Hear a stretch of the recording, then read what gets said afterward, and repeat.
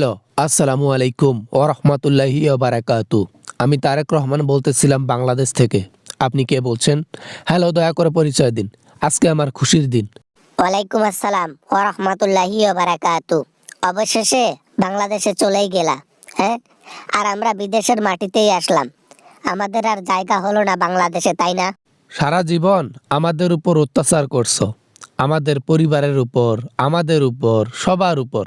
বিএনপির কোনো নেতাকে শান্তিতে থাকতে দাও নাই। আজকে শান্তি এসেছে। সমস্যা নাই, এই শান্তি আর বেশি দিন নাই। আমরাও ক্ষমতা নেওয়ার জন্য পাগল হয়ে আছি।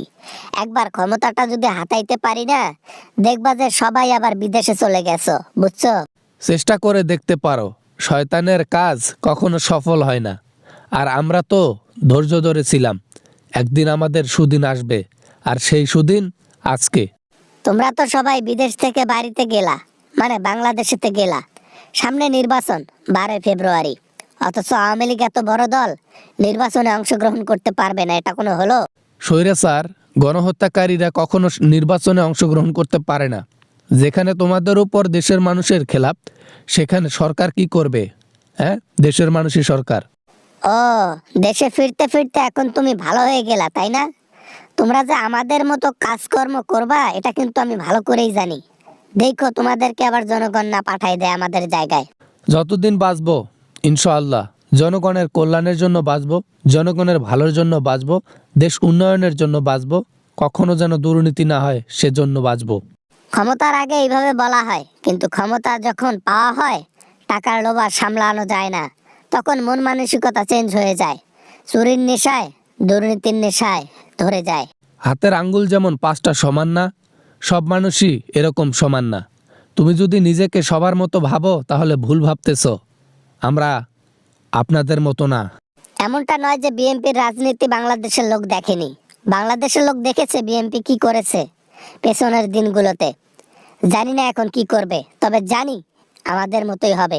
আওয়ামী লীগ দেশের মধ্যে থাকলে দুর্নীতি থাকবে বাংলাদেশে, কিন্তু এই আওয়ামী লীগ যদি দেশে না থাকে তাহলে বিএনপি দুর্নীতি কখনোই করবে না। এই আওয়ামী লীগের কারণেই মূলত বিএনপি খারাপ হয়েছিল। আর এখন সেই প্রতিদ্বন্দ্বিতা নেই, এখন আওয়ামী লীগ নেই, খারাপ মানুষগুলো নেই, তাই খারাপ কাজের সম্ভাবনা 0%। মুখ থাকলে বড় বড় কথা বলা যায়, তারেক রহমান। মুখ থাকলে বড় বড় কথা বলা যায়। আজকে হাসিনা আমি দিল্লিতে পড়ে আছি, আর তুমি লন্ডন থেকে বাড়ি ফিরলা। কি কিসমত আমার। এই তো ভালো লাইনে এসেছো। ভালো কাজের মর্ম দেরি তো হলেও পাওয়া যায়। আজকে 17 বছর পর সেই মর্মটা পেলাম, সেই সুবিচার পেলাম আমি। নো প্রবলেম, থাকো, সমস্যা নাই। নির্বাচনের আগে বাংলাদেশে আরো কত কি করতে হবে দেখতে পারবা। No problem. হরতাল, সমাবেশ, লকডাউন সবকিছু চলবে। এইটা যদি আরো 5 বছর 10 বছর আগে বলতা তাহলে একটু ভয় পাইতাম যে না, আওয়ামী লীগ এগুলা করবে। কিন্তু এখন আর সেই ভয় নাই, কারণ জনগণ এখন এক হয়ে গেছে। না মানে, তোমার সাথে কথায় পারা যায় না। প্রতিটা কথার উত্তরের জবাব তোমার কাছে রয়েছে। আমি তোমার সাথে কথায় কখনো পারবো না। আমি জানি তুমি ভালো কাজ করবা বাংলাদেশের জন্য। আপনাকে জানতে হবে না। আমার সাথে মিল ধরিয়ে কি মনে করছেন? কখনো আল্লাহ না করুক ক্ষমতা পাইলে আপনাদেরকে আনবো এইটা ভাবতেছেন?